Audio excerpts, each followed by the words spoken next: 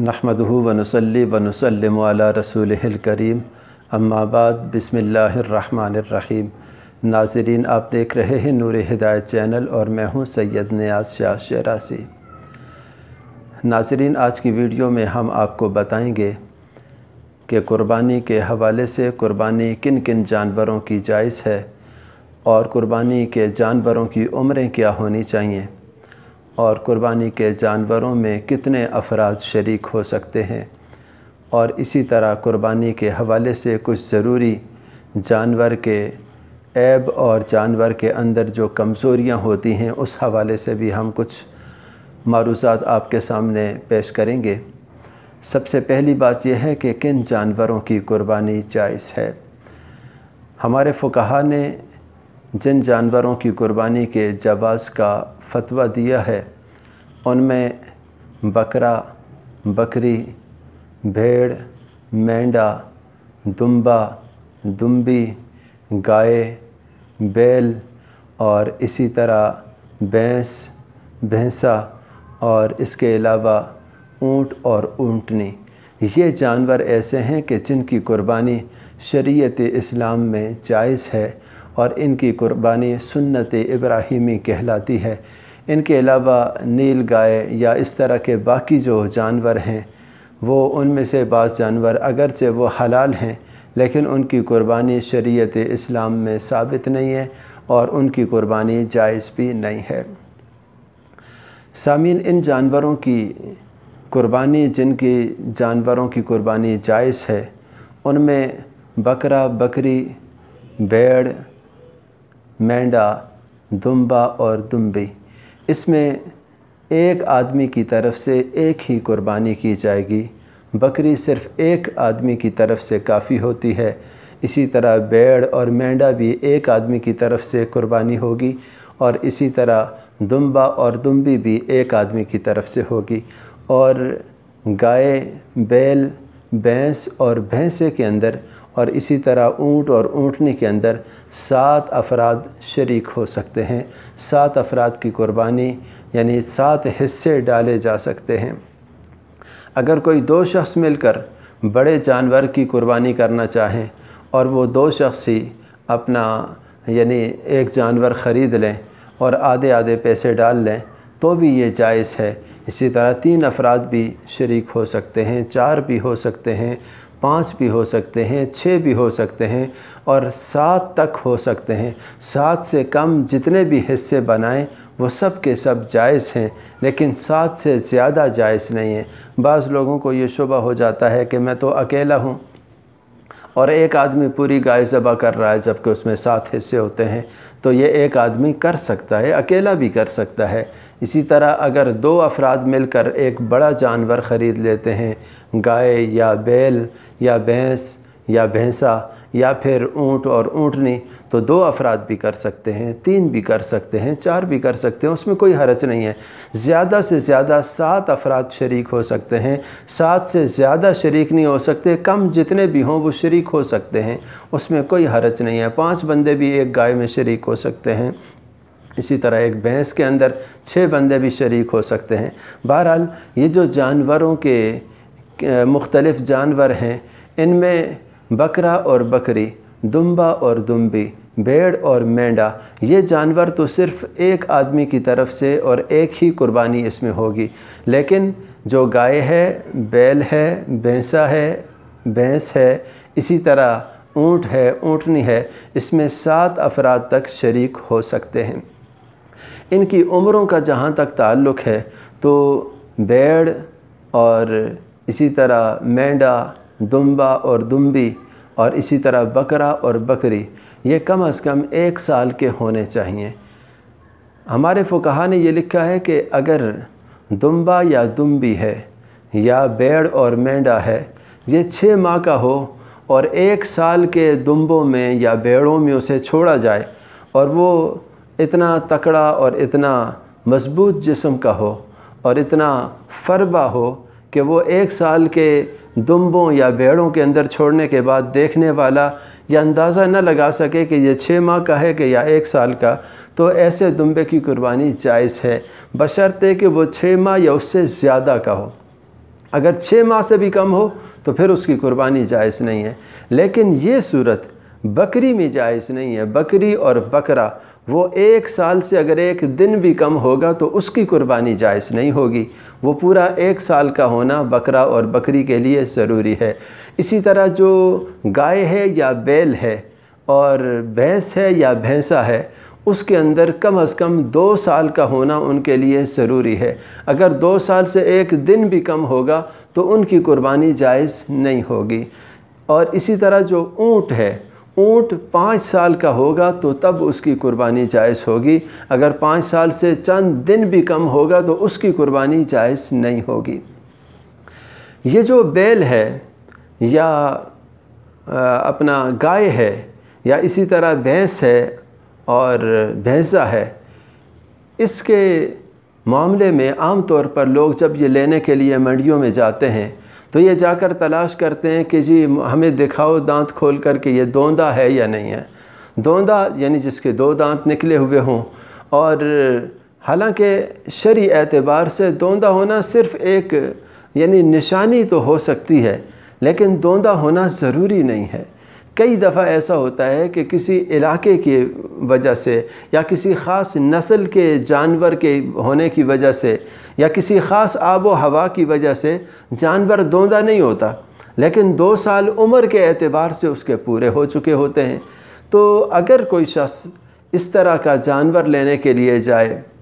بیل لینے کے لیے یا گائے لینے کے لیے یا بھینس یا بھینسا لینے کے لیے، تو اس کو دوندا وہاں چیک کرنے کی ضرورت نہیں ہے۔ وہ جس سے خرید رہا ہے اس سے بات کرے، اور بات کرنے کے بعد اگر وہ کہے کہ بھائی میں نے اس کو گھر میں پالا ہے اور میں باقاعدہ اس کو جانتا ہوں اور میرے سامنے بڑا ہوا ہے، یہ 2 سال سے زائد عمر کا ہے، 2 سال سے کم کا نہیں ہے، اور پھر وہ دیکھنے میں بھی یوں لگے کہ یار یہ تو واقعی اس کی عمر اتنی ہوگی کیونکہ یہ فربا ہے، موٹا تازہ ہے، بڑا ہے، تو اگر بندے کو اس پر یقین ہو جائے کہ یہ بندہ کہنے والا سچ کہہ رہا ہے اور یہ جانور بھی اس بات کا غماز ہے اور اس سے پتہ یہ چل رہا ہے کہ یہ جانور 2 سال کا ہو چکا ہے، تو پھر ایسے بیل یا گائے یا بھینس یا بھینسے کی قربانی جائز ہو جاتی ہے۔ دوندا ہونا شرط نہیں ہے۔ میں نے بتایا کہ دوندا ہونا ایک نشانی یا علامت کے طور پہ تو ہو سکتا ہے، لیکن ضروری نہیں ہے کہ بندہ یہ چیک کرے کہ یہ دوندا ہے۔ اگر آپ کو یقین آ چکا ہے کہ یہ 2 سال کا ہوگا اور بتانے والا صحیح بتا رہا ہے اور اس کا جسم بھی اس بات کو ظاہر کر رہا ہے کہ یہ موٹا تازہ اور فربا ہے اور یہ 2 سال کا ہو سکتا ہے، تو پھر آپ اس کو خرید لیں۔ خریدنے کے بعد اس کو ذبح کریں اور اس کی قربانی کریں۔ ہمارے فقہا کے نزدیک یہ جائز ہے، دوندا ہونا ضروری یا شرط نہیں ہے اس کے لیے۔ اس کے علاوہ بہت سارے اور مسائل ہیں جو ہمارے ہاں یعنی جانور میں لوگ تلاش کرتے ہیں، دیکھتے ہیں، اور حقیقت یہ ہے کہ جانور جس کو ہم اللہ کے راستے میں قربان کر رہے ہیں اس کے لیے بہتر تو یہ ہے کہ وہ جانور فربا ہو، موٹا تازہ ہو، خوبصورت ہو، بہترین جسامت والا ہو، ہر عیب سے پاک ہو، اس میں کسی قسم کی کوئی کجی نہ ہو، کوئی کمزوری نہ ہو۔ اس لیے کہ جب ہم اللہ کے راستے میں دے رہے ہیں تو پھر اچھی چیز ہمیں دینی چاہیے نا۔ قرآن پاک میں لن تنالوا البر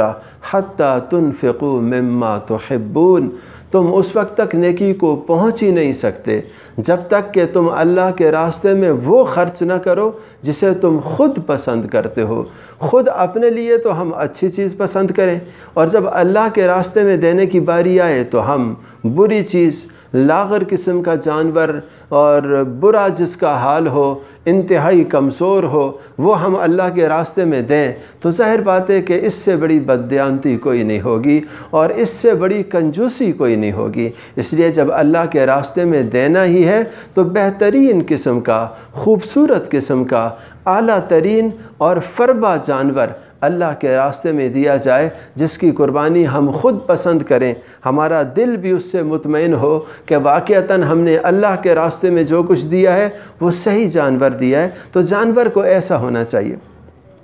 لیکن اس کے باوجود بسا اوقات ایسے بعض عیوب ہیں، ایسے عیب ہوتے ہیں جانور میں کہ اگر وہ پائے جائیں تو ان کی قربانی نہیں ہوتی۔ اور اگر وہ عیب نہ ہو یا کم ہو تو پھر وہ قربانی اللہ کے راستے میں قبول کر لی جاتی ہے۔ اس میں کچھ چیزیں ایسی ہیں، خاص طور پر جس جانور کا کان کٹا ہوا ہو یا اس کی زبان کٹی ہوئی ہو یا اس کی آنکھ کی بینائی کمزور ہو یا دمبے کی چکتی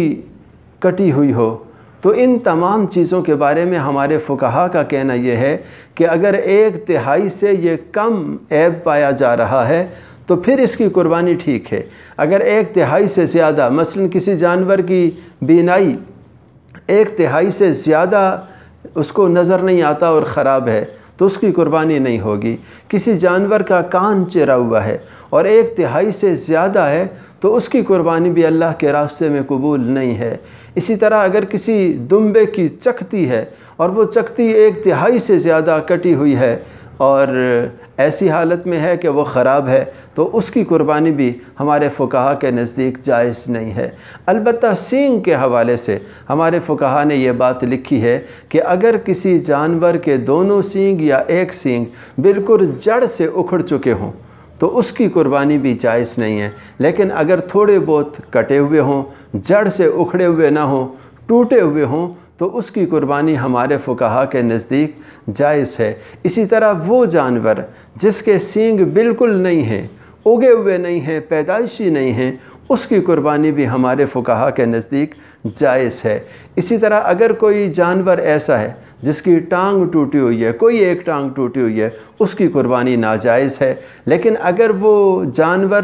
لنگڑا ہے، ٹانگ اس کی ٹوٹی ہوئی نہیں ہے اور اتنا نہیں لنگڑا رہا، وہ تیسری یا چوتھی ٹانگ کو وہ لگا رہا ہے زمین کے اوپر اور آہستہ آہستہ چل رہا ہے تو اس کی قربانی تو جائز ہوگی۔ لیکن اگر اتنا وہ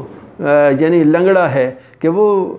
گھر سے اس کو نکالیں اور جہاں قربانی کرنی ہے وہ قربان گاہ تک چل کر بھی نہ جا سکتا ہو تو ایسے جانور کی بھی ہمارے فقہا کے نزدیک قربانی جائز نہیں ہے اور ایسے جانور کی قربانی بھی نہیں کرنی چاہیے۔ اسی طرح جس جانور کی ناک کٹی ہوئی ہو اس کی قربانی بھی ہمارے فقہا کہتے ہیں کہ جائز نہیں ہے، چونکہ ناک کٹا ہوا جانور عیبدار ہو جاتا ہے اور ایسے عیبدار جانور کی بھی قربانی جائز نہیں ہے۔ بسا اوقات ایسا ہوتا ہے کہ ایک شخص نے ایک جانور خریدا ہے، خریدنے کے بعد جب وہ گھر لے کے آیا تو اس نے دیکھا کہ اس کے اندر عیب موجود ہے، اس کی آنکھ کی بینائی ٹھیک نہیں ہے یا اس میں کوئی اور اس کا کان کٹا ہوا ہے، وہاں اس کو پتہ نہیں چلا۔ ایسی صورتحال میں ہمارے فقہا کہتے ہیں کہ اگر وہ شخص امیر ہے، اس کے اوپر قربانی واجب تھی تو وہ اس جانور کو چھوڑ دے، دوسرے جانور کی قربانی کرے، دوسرا خرید کر کرے۔ لیکن اگر کوئی شخص غریب تھا، اس پر قربانی واجب نہیں تھی، اس نے ویسے شوقیہ خرید لی تھی کہ چلو میں بھی اللہ کے راستے میں قربانی دیتا ہوں، تو اس کو وہی قربانی قربان کر دینی چاہیے، اس کی طرف سے وہ قبول ہوگی۔ لیکن امیر شخص جس پر قربانی واجب ہے اس کی طرف سے قبول نہیں ہوگی، وہ نیا جانور خریدے اور پھر وہ قربانی کرے۔ اسی طرح اگر ایک جانور ہے، اسے لوگ منڈی سے لے کر آئے ہیں اور وہ ٹھیک حالت میں تھا، اس نے گھر میں باندھا، اس کو کھلایا پلایا، جب ذبح کرنے کے لیے اس کو نکالا تو وہ جانور بھاگا اور تیزی کے ساتھ جا کر اس کا منہ کسی جگہ لگ گیا اور اس کی آنکھ پھوٹ گئی یا اس کے کوئی اور ٹانگ ٹوٹ گئی۔ ایسی صورتحال میں ہمارے فقہا کہتے ہیں کہ چونکہ یہ ذبح کرتے وقت اور ذبح کے لیے لے جاتے وقت یہ کام ہوا ہے تو اب اس کی قربانی جائز ہے، چونکہ ظاہر بات ہے اگر وہ بھاگا اور کسائی کی چھری لگ گئی یا کوئی اور ایسا کام ہو گیا تو ایسی صورتحال میں اس کی قربانی جائز ہے، چونکہ وہ ذبح کرتے وقت اس کو وہ چوٹ لگی ہے، پہلے اس کے اندر وہ چوٹ موجود نہیں تھی۔ بہرحال یہ اس کے ضروری مسائل میں نے آپ کے سامنے رکھے، اور بھی بہت سارے مسائل ہیں لیکن بہرحال یہ ضروری مسائل تھے۔ اللہ مجھے اور آپ کو سمجھنے عمل کرنے کی توفیق عطا فرمائے، آمین یا رب العالمین۔